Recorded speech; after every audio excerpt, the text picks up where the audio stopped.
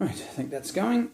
So this is March 28th, Sunday, March 28th, the fifth day of recovery from my shoulder. I'm really good with that. Shoulder surgery. Shoulder surgery. Anyway. I've taken today's video before the painkillers have fully taken effect this morning. It's about 20 past 10 in the morning. I slept a little bit longer this morning. I should have had a look how much sleep I got. Longer sleep than prior nights, but again, still not really quality. Waking up several times during the evening. Sore neck again, sore legs, same as yesterday. So the bed I'm sleeping in is not very comfortable. In an ideal situation, I would be sleeping in something like a reclining chair or something like that. I think that would be better.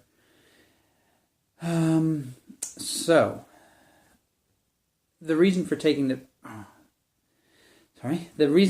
video before the painkillers have fully taken effect today is when the tramadol and the Severodol in particular are fully active after a couple of hours.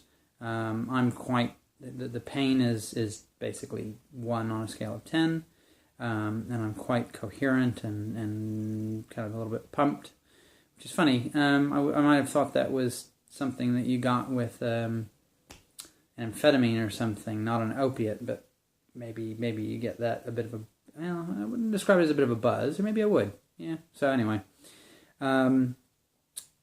So in between taking those dosages, if I don't take the, say, 8 o'clock, midday, 4 o'clock, and 8 p.m. kind of schedule, as what happened yesterday, I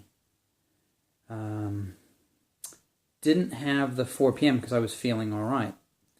And then by about 6:30, the symptoms that I get are, I would describe as kind of listless and lethargic, and a bit of a mental fog. I think Margaret used the word incoherent or less coherent. I just feel my head rolling around a lot, and it's honestly not so much the pain, which is why I think that is kind of a withdrawal symptom of the medication. So I'm going to be speaking to the chemist today and talk about any potential concerns about codeine addiction or tramadol or Severodol addiction. I think it relates to the latter two mostly, which I've been on less than a week. So I really can't, I have trouble believing there'd be concerns about addiction, in such a short time frame. I've been on codeine on and off for a little over a month now. There was a period of time where I wasn't taking it all, and when I was taking it, it was only like 1 pill a day to take the edge off of things first thing in the morning. So it's obviously after the initial injury, but before the surgery. So I'm kind of hoping the chemist, or if I have to speak to my GP, says, look, that's not long enough, don't worry about it, kind of thing. So, as I say, the purpose of taking the video this morning is you can hear I'm coherent. The pain at the moment is about a 3 on a scale of 10. If I move it, it spikes to a 4 or a 5, depending on how I move it. And yeah, so this is quite different from what I would be if I hadn't had the medication. In another couple of hours, I would just be an absolute mess, don't lean forward. An absolute mess, basically. So, and I'm quite aware of it. It's really frustrating. It just feels like a mental fog.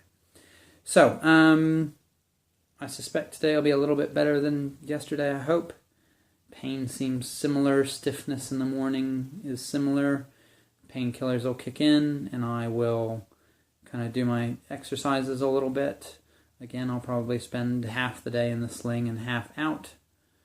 I'm going to add some links to some other information, including a video on YouTube that I think is fairly similar to the procedure that I had. They're getting plates, which I don't have. I just had screws. But there's a cut in almost the same spot. You can see them separating the muscle and working on the greater tuberosity fracture. So I think it's fairly similar to my surgery.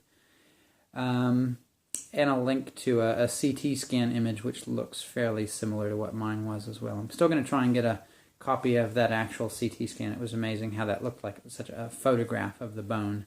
Not the three-dimensional x-rays they did. Those were kind of lame, but there was one that I didn't get on a copy of the radiology images that I asked for a copy of. That's like just, you look at the fracture and it's like, ooh, that's gross. Right. So, painkillers will kick in about half an hour, that kind of trippy stage, and then about an hour after that I'll be feeling fine for 2 or 3 hours. And yeah, we'll just get on with the day, and I'll do another video. I'll do these daily videos probably up until I get the stitches out, which is in approximately 5 days or so. I'll touch base with the hospital this week and see what the day for that appointment is. So, yep, catch you later.